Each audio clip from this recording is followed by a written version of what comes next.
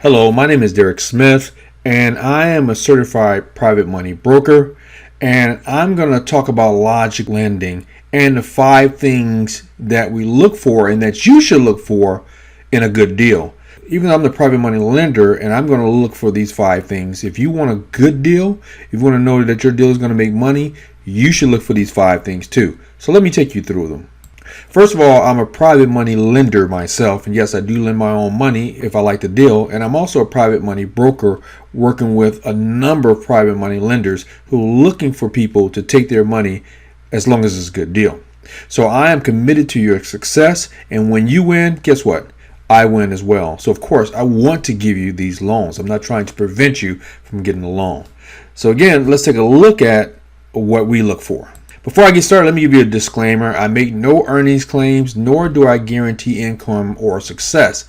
And examples that I'm going to show in this presentation do not represent any indication of future success or earnings when it comes to your deals.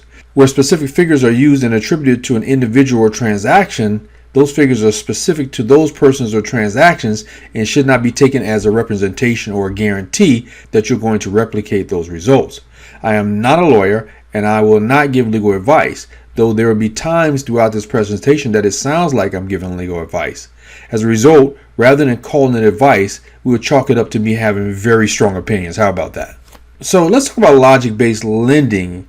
Logic-based lending requires that you show that you're going to successfully make money on your transaction.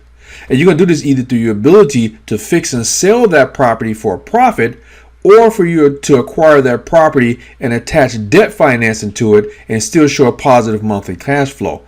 If you don't want to fix and flip and you want to buy and hold, you still want to, after doing your debt service, be able to afford that property and still make money from it. So if these items can be proven with one of the 5 following criteria that I'm going to give you, and the title is clear, I can get you the money that you need. So logic lending revolves around 2 specific questions. One is, how are you going to make money with your deal? Even if it's a fix or flip or you're going to buy and hold, how is money going to be made? Because after all, we're in this business to make money. And the second question is, how are you going to service the debt? Are you going to be able to pay for the deal? So you find a great deal, or what you think is a great deal, you get the money for it, and now you don't have the positive cash flow to pay for it. So we have to think about those questions. So let's look at the logic-based lending pyramid. I'm going to walk you through this pyramid in more detail in just a few. But first, level 1 is the value. What is the as is or the R value? Once you fix this property up, how much is it going to be worth? And is it going to be worth your investment? Second is reserves. What kind of reserves do you have on hand that's going to give you the ability to pay? And even when you're dealing with private money lenders, they do want you to have some skin in the game as well. So you have to think about that. What do I have to put into this deal to make this deal work? 3 is your level of experience. When it comes to any type of lender, and that includes private money lenders, they want to know if you have experience doing deals. And usually most of my lenders want you to have 3 to 5 deals under your belt before they'll lend you money. They figure that if you've been successful before, you know how to bring these deals to fruition and you know how to make money from a deal. And therefore, they're looking to partner with you and make money as well.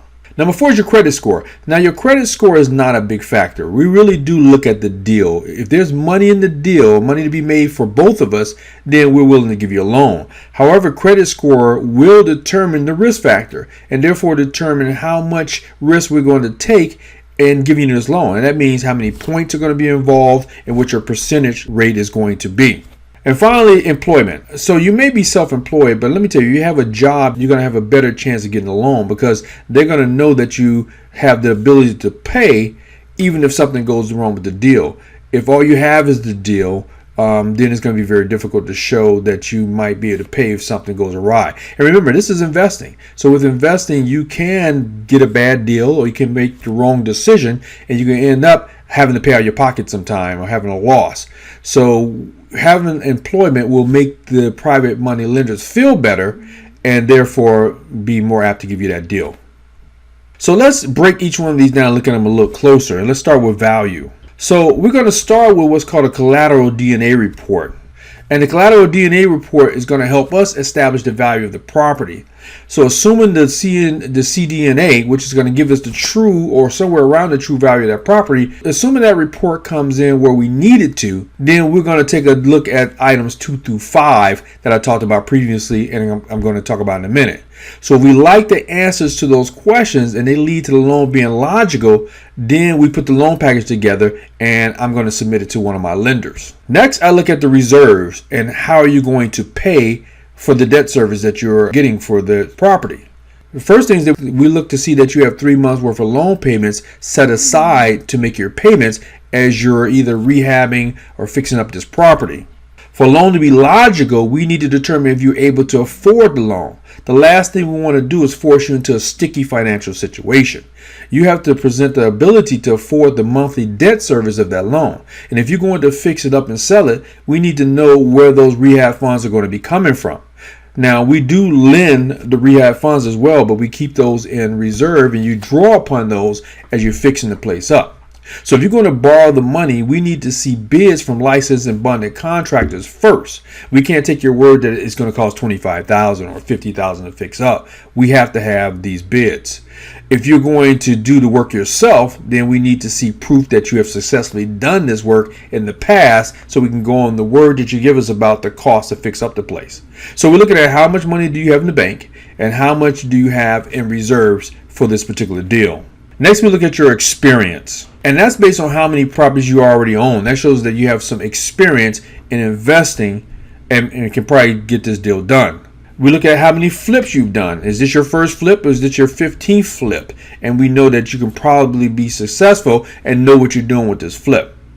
We look at how well you manage your business because, again, this is not just a hobby. This should be your business and you should take it seriously. So a borrower who can produce before and after photos of a property or multiple properties, as well as copies of checks showing the amount of money they made, will get faster funding and could even reduce your rates based on the experience that you have. The next criteria is your credit. And again, does credit really matter? Well, most would assume that the credit score would be more important on the pyramid. But we're less concerned with the score and more concerned with how you've handled tough situations in the past. Did you shrivel up and die in the wake of previous challenges, or did you step up to the plate? Did you work through them to ensure your lenders, your investors, and your creditors were taken care of? Again, this is business, and you want to be a good business partner with us. So bankruptcy and foreclosures are acceptable on your credit report if it was utilized as a last-ditch effort to stay afloat and they are not recent. Bankruptcy and foreclosure are valid tools in business. Hey, lots of people use bankruptcy as a business strategy. Here's what counts for us. It's the story that we need to know. How and why you did a bankruptcy and a foreclosure in your particular business. And then there's employment. So we look at, do you have verifiable income, as I stated before? We look at how long have you been at your current job. See, we as private money lenders love stability. And if you can show longevity at your job, it can help reduce, number one, your rate, as I spoke about before, and we can get you a better deal.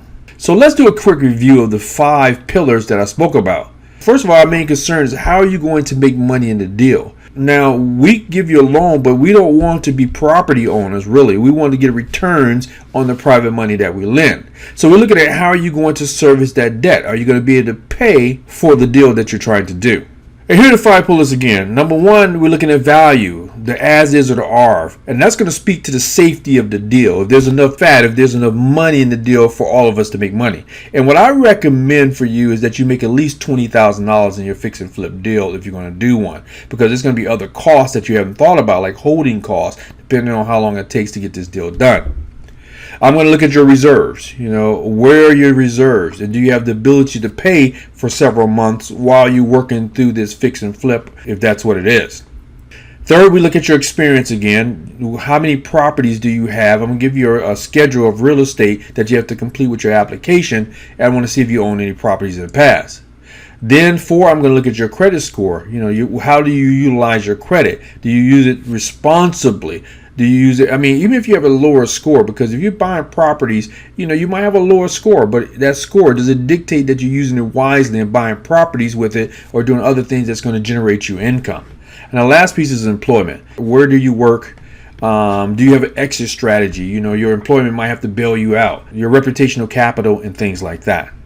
So that's my little presentation for you. If you're interested in funding and interested in learning more about what I can do for you as far as private money, again, my name is Derek Smith. And you can visit my website at www.smithrefundingssource.com, or you can send me an email at derek@smithrefundingssource.com as well. All right. I hope to see you soon, and I hope to be able to fund all your deals.